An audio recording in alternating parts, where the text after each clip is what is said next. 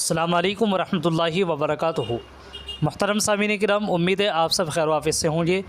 مجلس شورا دارالعلوم دیوبند کے سلسلے میں آج 6 اگست 2025 میں کئی اہم فیصلے لیے گئے ہیں۔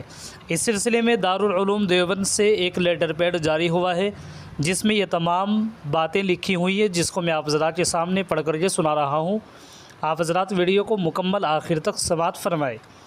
وہ لیٹر پیڈ یہ ہے: بسمہ تعالی دیوبند 6 اگست پریس نوٹ: مجلس شورا بجٹ اجلاس مؤرخہ 4 اگست 2025 عیسوی کو صبح 9 بجے مہمان خانہ دارالعلوم دیوبند میں شروع ہوا، جس کی صدارت جناب حکیم کلیم اللہ صاحب علی گڑھی نے فرمائی، جس میں گزشتہ مجلس شورا اور عاملہ کی کارروائیوں کی خواندگی و توثیق کے بعد ایجنڈوں پر تفصیل سے گفتگو کی گئی۔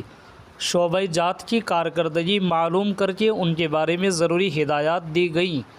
ارکان شورا میں سے 2 حضرات کے انتقال سے خالی شدہ جگہوں پر مندرجہ ذیل 2 حضرات کا انتخاب عمل میں آیا۔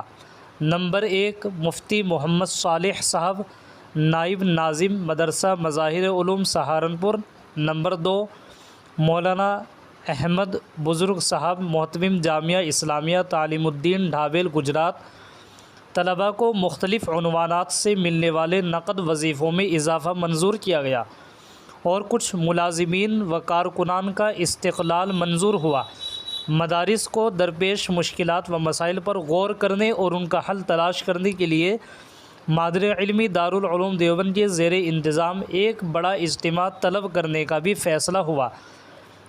اسی سال مالی سال 2047 ہجری کا بجٹ بھی پیش ہوا اور مختلف مدات کے آمد و صرف کا گہرائی سے جائزہ لے کر آئندہ سال بجٹ منظور کیا گیا۔